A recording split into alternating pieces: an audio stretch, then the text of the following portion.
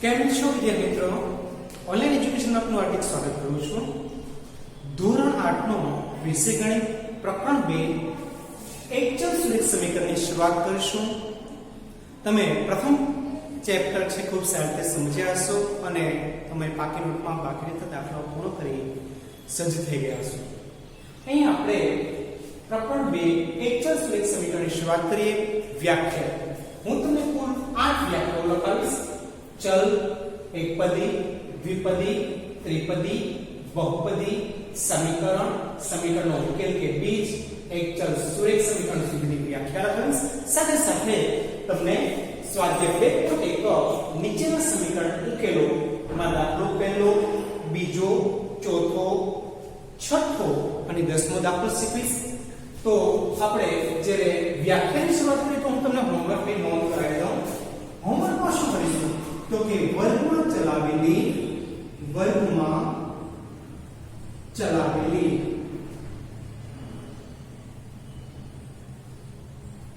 તમામ વ્યાખ્યા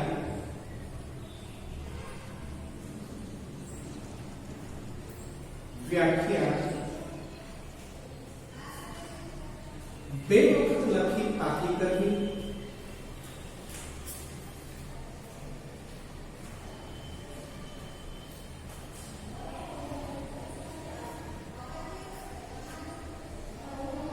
तथा स्वाध्याय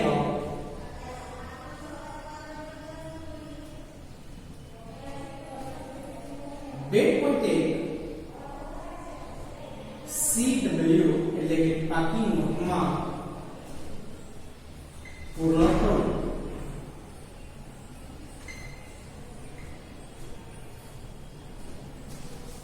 તો ચલો આ છે તમારો હોમવર્ક જેને આપણે પેક કરી દીધી. નજરમાં આવી શકે તમારે શું હોમવર્ક કરવાનું છે. તમામ વિદ્યાર્થીઓ પાકી નોટ ખુલ્લી રાખીને તૈયાર થઈને બેસી જાઓ. હું તમને કુલ પાકી નોટમાં 8 વ્યાખ્યાઓ લખાવું છું. કુલ કેટલી વ્યાખ્યા લખાવીશ? 8 વ્યાખ્યાને ઇંગ્લિશમાં ડેફિનેશન કહીશું. ચલ ઇંગ્લિશમાં જેને વેરિયેબલ કહીશું VARIABL. ઓકે, હું તમને પહેલી વ્યાખ્યા ચલ વિશે લખાવું છું. લખો, બહુપદીમાં આવેલા અજ્ઞાતને ચલ કહે છે. ફરીવાર, બહુપદીમાં આવેલા અજ્ઞાતને ચલ કહે છે. ઇંગ્લિશમાં આપણે વેરિયેબલ કહીશું જેના સંકેતો છે સ્ટાર, ફૂદડી, ABC. ટૂંકમાં બીજી ABCના તમામ અક્ષરો છે એના સંકેતો બનશે. A B C A to Z small letters એટલે કે બીજી ABC ના A to Z ના કોઈ પણ જ્યારે અક્ષર આવે તો સમજો એ તમારું ચલ બતાવે છે. તો બહુપદીમાં આવેલા અજ્ઞાત અને ચલ કહે છે. ચલો એક લીટી છોડી વ્યાખ્યા બીજી લખશો. એકપદી જેમાં એક જ પદ આવેલું હોય તેને એકપદી કહે છે. ફરીવાર બોલું છું. જેમાં એક જ પદ આવેલું હોય તેને એકપદી કહે છે. દાખલા તરીકે આપણે એનો સંકેત કોઈને એકપદીનું ઉદાહરણ આપો તો 2x એ એકપદીનું ઉદાહરણ થયું. 2x. ત્યાર પછી હું તમને દ્વિપદીની વ્યાખ્યા લખાવીશ. એકપદીની ઇંગ્લિશમાં મોનોમાઇલ કહીશું. MONOMIAL. હવે આવશે દ્વિપદી જેમાં બે પદ આવેલા હોય તેને દ્વિપદી કહે છે. તો દ્વિપદીમાં આપણે કેટલા પદ કીધા? બે પદ. આપણી પાસે પદ આવે છે 2x² + 1 એ દ્વિપદીનું એક ઉદાહરણ કહી શકાય. ત્યાર પછી છે ત્રિપદી. ચલો ત્રિપદીની વ્યાખ્યા લખાવીશ. ચોથી વ્યાખ્યા ત્રિપદી ઇંગ્લિશમાં કહીશું ટ્રાઇનોમાઇલ. TRINOMIAL. ટ્રાઇનોમાઇલ એટલે કે ત્રિપદી. તો તેમાં લખીશું જેમાં 3 પદ આવેલા હોય તેને ત્રિપદી કહે છે. જેમાં 3 પદ આવેલા હશે એ ત્રિપદી તરીકે ઓળખાશે. દાખલા તરીકે 2x² + 4y minus 1. તો અહીંયા તમારે એક પદ, બીજું પદ અને ત્રીજું પદ, ત્રણ પદ હોવાથી તે ત્રિપદી તરીકે ઓળખાશે. ત્યાર પછી હું તમને શીખવીશ બહુપદી, જેમાં બે કે બે કરતા વધારે પદો આવેલા હોય તેને બહુપદી કહે છે. તો તમારા મનમાં પ્રશ્ન થશે, સર તમે તો બે પદને દ્વિપદી તરીકે કહેતા હતા. હા, ચોક્કસ. એક પદ આવેલું હશે ને તો પણ એ બહુપદી છે, બે પદ આવેલા હશે તો પણ એ બહુપદીનું જ ઉદાહરણ છે. ત્રિપદી એટલે ત્રણ પદ આવેલા હોય તેને ત્રિપદી તરીકે ઓળખીશું. હવે આવશે બહુપદી. બહુપદીમાં જોઈએ જેમાં બે કે બે કરતા વધારે પદ આવેલા હોય તેને બહુપદી કહીશું. ઇંગ્લિશમાં તેને પોલિનોમિયલ તરીકે ઓળખવામાં આવે છે. ત્યાર પછી હું તમને શીખવીશ છઠ્ઠી વ્યાખ્યા સમીકરણ. ઇંગ્લિશમાં એને ઇક્વેશન અથવા ફોર્મ્યુલા તરીકે ઓળખાય છે. ઇક્વેશન અથવા ફોર્મ્યુલા. તો સમીકરણ કોને કહીશું? તો કે સમતાનો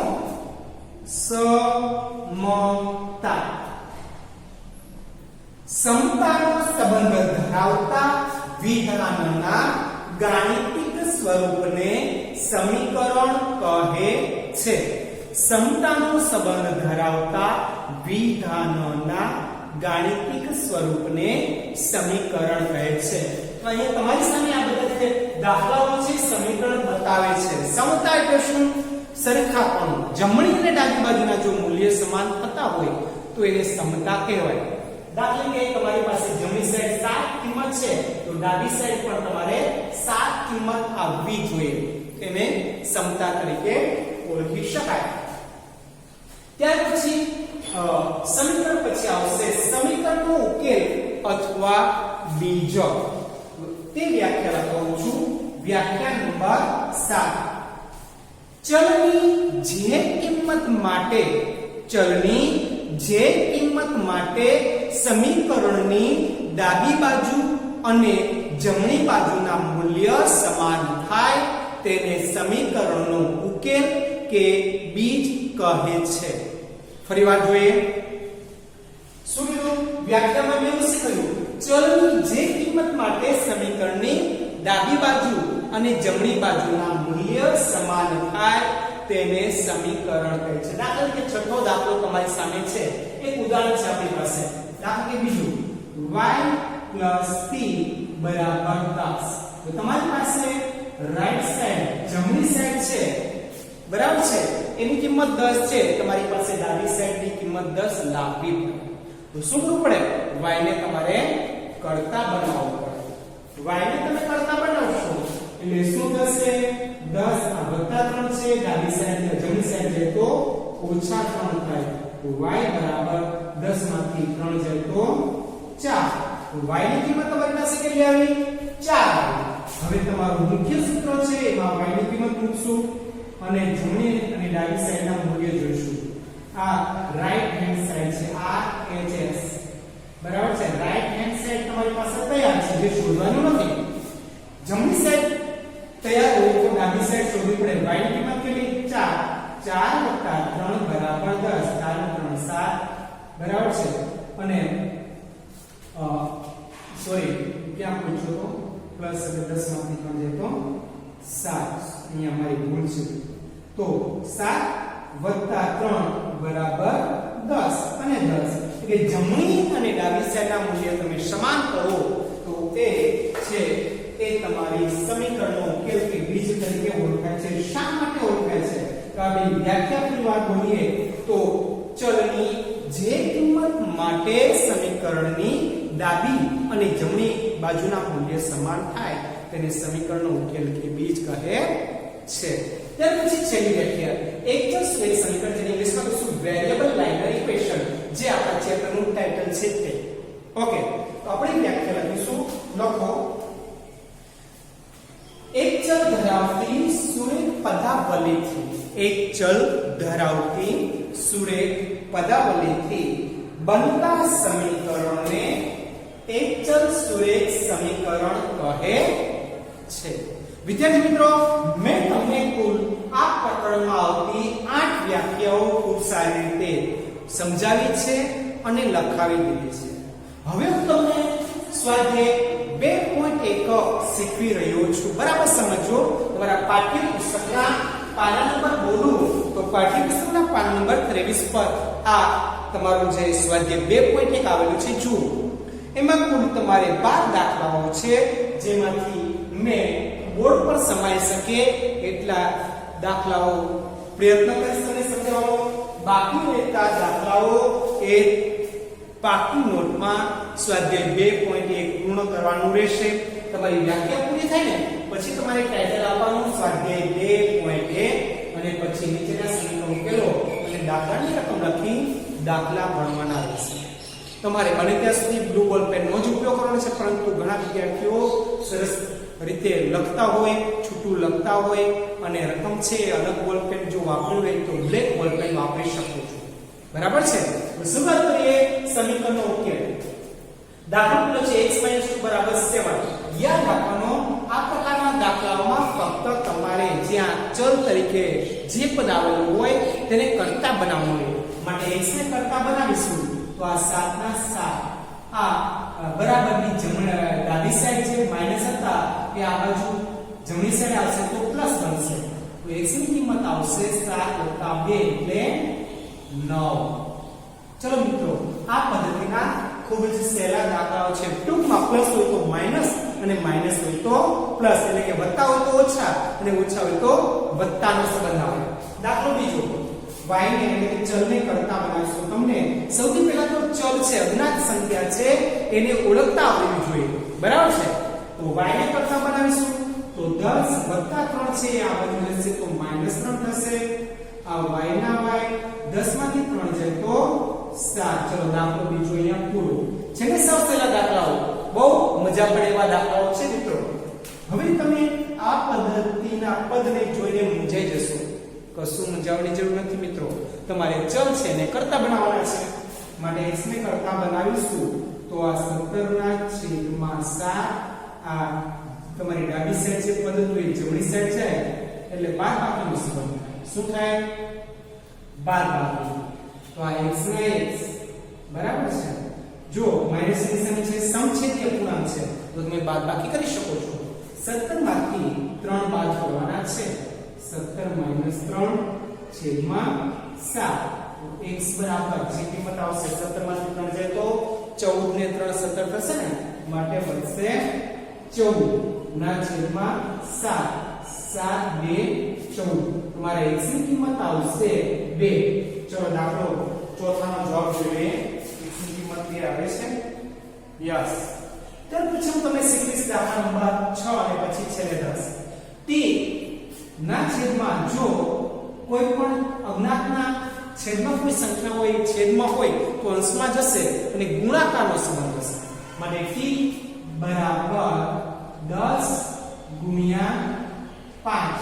તો t ની કિંમત તેથી બનશે 10 × 5 = 50. ચલો છઠ્ઠા દાખલાનો જવાબ ચેક કરી લઈએ. 50 જવાબ આવે કે નહીં. અને છેલ્લે દાખલો 10મો. 14y છે બધા થોડું પદ છે માટે 14y ને કરતા બનાવીશું તો આ 13 આ -8 છે આ બાજુ આવશે જમણી સાઈડ તો પ્લસ બનશે. 8 ને 3 14y 13 માં 8 ગુણીએ તો 21.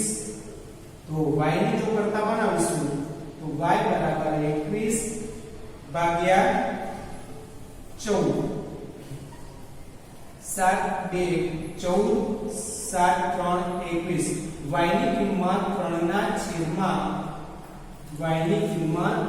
3/2 આવશે. ચેક કરી લઈએ દાખલો 10મો. ઓકે મિત્રો, આ પદ્ધતિ એ ખૂબ સરસ મજાના દાખલા મેં તમને સરસ રીતે શીખવ્યા છે. તમારા મગજમાં બેસી પણ ગયા હશે. તમારે પાકી નોટમાં સ્વાધ્યાય 2.1 ના બાકી રહેતા દાખલાઓ પૂર્ણ કરવાનું છે. તમારું હોમવર્ક છે. નેક્સ્ટ લેક્ચરમાં આપણે સ્વાધ્યાય 2.2 થી આગળ વધીશું. ત્યાં સુધી ઘરે રહો, સુરક્ષિત રહો અને ક્લાસ વર્કને હંમેશા પાકી નોટમાં જે કીધું એ પ્રમાણે પૂર્ણ કરતા રહેશું. આવજો. Bye bye.